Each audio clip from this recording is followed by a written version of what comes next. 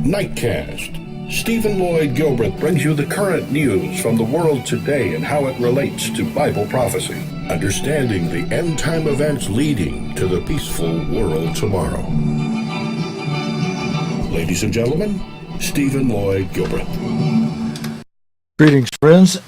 Excuse me, and welcome to this May 1st, 2014 edition of Nightcast.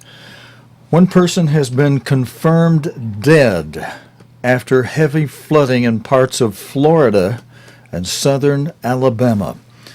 2 drivers escaped without injury despite their vehicles falling 25 feet when portions of a scenic highway in Pensacola collapsed. It's the latest in an extreme weather system across the region that has killed at least 34 people in the past week. Grain Harrington reports. This used to be the Pensacola Scenic Highway in Florida. Here's what was left after heavy rains caused 2 sections of the road to collapse. The drivers were lucky. Nobody was injured when these cars were sent plummeting into a ravine. The worst rains in decades caused waters to rise with such speed that hundreds were left trapped. As roads were cut off, residents began to panic. Here in Pensacola, emergency workers used boats borrowed from the Wildlife Service to evacuate people from their homes. Florida's governor declared a state of emergency in 26 counties as hundreds had to be rescued from the rising waters. In southern Alabama, homes were deserted as people scrambled for safety. Emergency shelters have been opened, but many have been stranded as roads are left underwater. An insane amount of rain, it's crazy, way more than I've ever seen in my entire life. Just torrential downpour, flooding everywhere, roads collapsing all over the place. It was insane. While some attempt to assess the damage to their homes and businesses, forecasters have warned of more severe weather in the coming days. Grain Harrington, BBC News. And friends, my head notes say that yesterday's rain was the rainiest ever on record for this area in Florida. And it had some impact on people in southern Alabama as well. Now, I have some friends down in southern Alabama, and I got to check with my friends, Tony, a few others, and see how y'all are doing down there. Paul Kiefer's mother-in-law, Paul Kiefer lives in Germany. His mother-in-law is down in southern Alabama.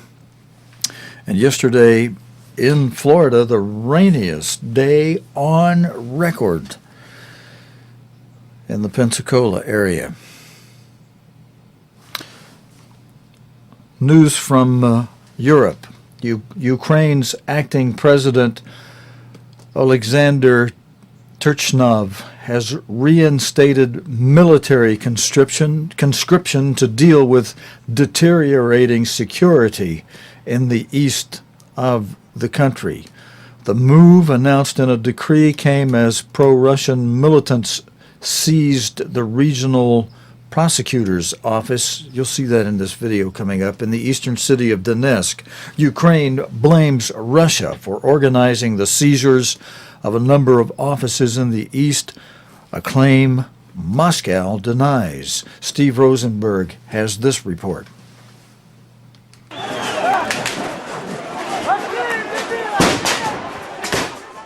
This was May Day in eastern Ukraine.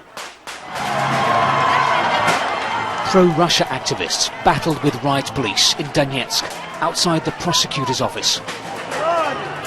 They attacked the police with rocks and sticks as they tried to seize another key building in a region descending into chaos. As stun grenades and tear gas exploded around them, the injured were led away to safety. What's happening here this afternoon shows that central government is losing control in eastern Ukraine. The protesters came here, they demanded to see the prosecutor, and the violence broke out almost immediately. Within minutes, some of the police were being pushed away by protesters. Most of them, though, were just running for their lives. law and order is disappearing fast in Donetsk. How on earth can we deal with this kind of thing, the officer says, and to think they call themselves peaceful citizens. Earlier, thousands of pro-Russia demonstrators had marched through the city centre. They chanted Donetsk is a Russian city and demanded a referendum on independence from Kiev. Ukraine's acting president said yesterday that his security forces were helpless to restore order in some parts of eastern Ukraine. It seems he was right. Steve Rosenberg, BBC News, Donetsk. Thank you, Steve Rosenberg. And today, on what's known as annual May Day rallies across Europe, have been a focal point for anger at public sector cuts across the European Union. There were celebrations, though, in other parts of the continent as they mark a decade of EU membership. Chris Morris and Matthew Price report from Warsaw and Lisbon.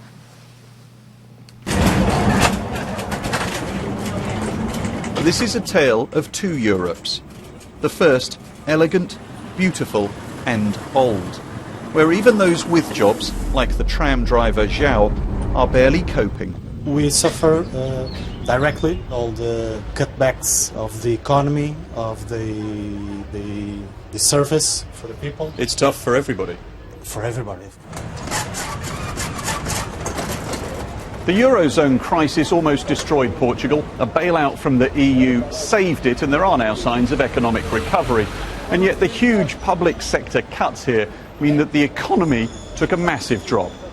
Whereas Poland still feels like a place on the up. The EU has helped modernise this country, providing tens of billions of euros in development aid, not just in cities like Warsaw, but out in Poland's huge rural economy too. The apple trees are in blossom. Poland is the biggest exporter of apples in the world, and this farm has benefited from being part of the world's largest single market. Just before Poland joined the EU in 2004, the owner told the BBC he was sceptical. Not anymore. Many good things has happened. We could modernize our farms, our products are better now, and we sell all over the Europe. So I think last 10 years was good. But a huge number of Poles still have to look for work abroad. Free movement in the EU has been a lifeline. But a few, like Johanna, are now returning home. Change has been slow, but over time, opportunities here will increase. It's completely different, yeah, and it really changed for the better. Yeah, so there are more opportunities, there's more freedom. It is complicated because average salaries here in Poland are still well below most of Western Europe, and yet they've doubled in the last 10 years. And Matt, I guess the difference is that people here at least have the hope that they'll be better off than their parents. Whereas here in Portugal, many of the unemployed are being supported by the pensions of either their grandparents or even their parents, or, like this lot, they're looking for work outside the country. You understand, it's a big change, a big move. Here, they're hoping to find jobs in the British health system, which is actively recruiting now in Portugal. And overall, record numbers of workers are going. I think it's very sad the young people and not so young people, the nurses with experience have to immigrate to other countries. So two different perspectives from new Europe and old. Portugal is downsizing, cutting back, imposing austerity in order to stay in the Eurozone. While Poland has grown but is in no hurry to join the single currency. Now the voters get their say. This is Matthew Price in Lisbon. And Chris Morris in Warsaw. Thank you, gentlemen. May Day protests have taken place in the Turkish city of Istanbul. Police used water cannon and tear gas as hundreds of people defy a ban on demonstrations in Taksim Square. The authorities have deployed thousands of police and shut down the public transport system. Celine Garrett reports.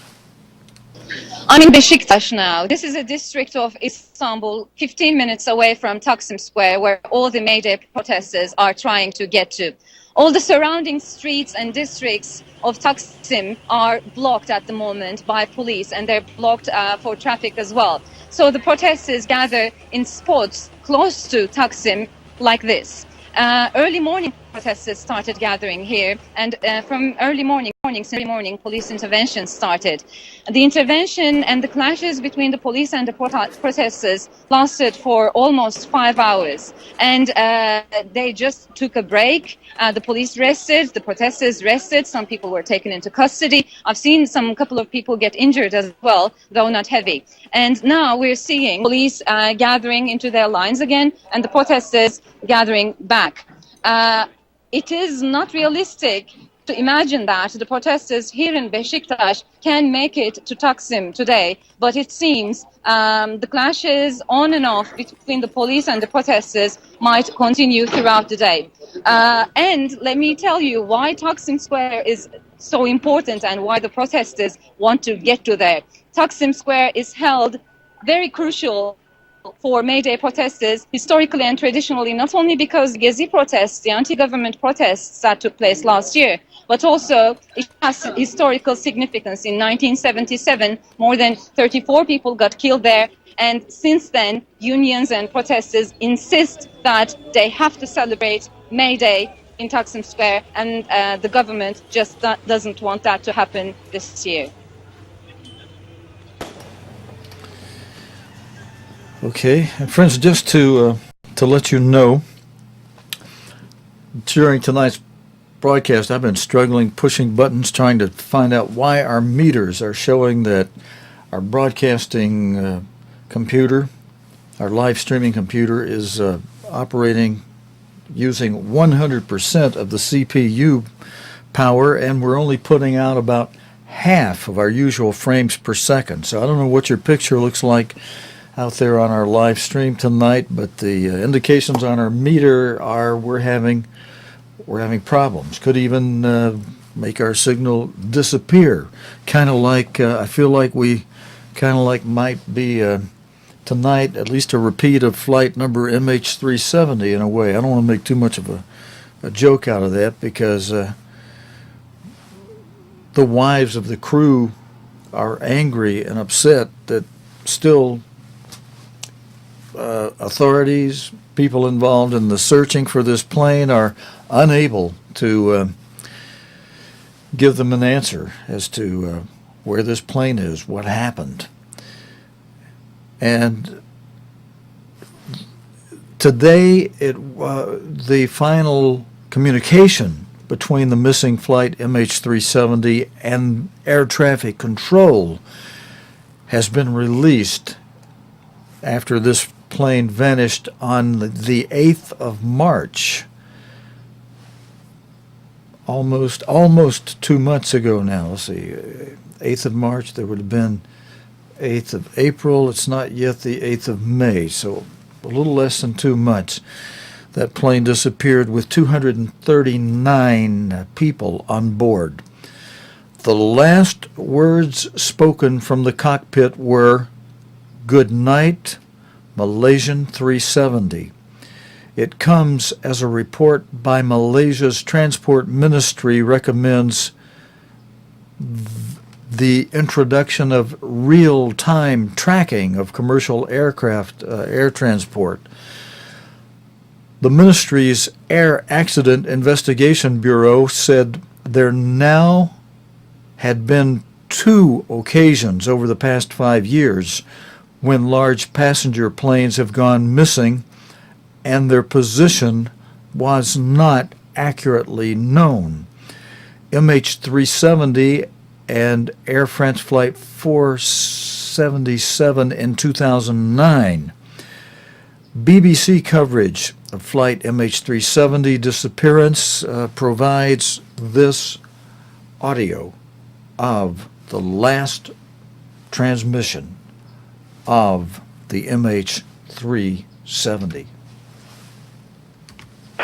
Malaysian 370.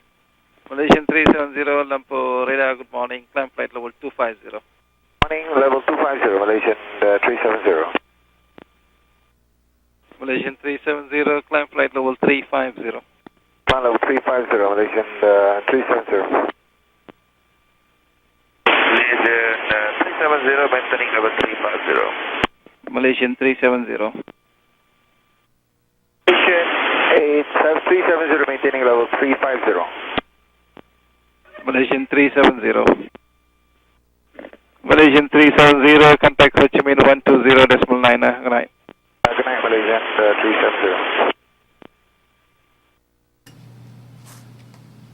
And friends, with that, we're going to say good night tonight while driving earlier today and eating some chips while driving. I bit through my tongue and I'm actually, my mouth is hurting. I'm having a hard time speaking to you tonight. God willing, and we're only putting out half our frames per second tonight. I don't know what's going on there. We'll try to have that fixed, God willing, and we don't get blown away by severe winds or pummeled with a lot of excess, washed away by a lot of excess rain. The creeks don't rise. We'll plan to be back Sunday night. We'll also be here on the weekend for those of you who tune in on a different channel and are with us on the weekend. I'll be there on that for you. Our plans are, God willing. Thanks for joining us tonight. Until next time, your host Stephen Lloyd Gilbreth saying, so long, friends. You have been watching Nightcast with Stephen Lloyd Gilbreth. Nightcast can be seen Sunday through Thursday nights here on cogtv.org. Tonight's program is also available anytime on demand in the cogtv.org video archive.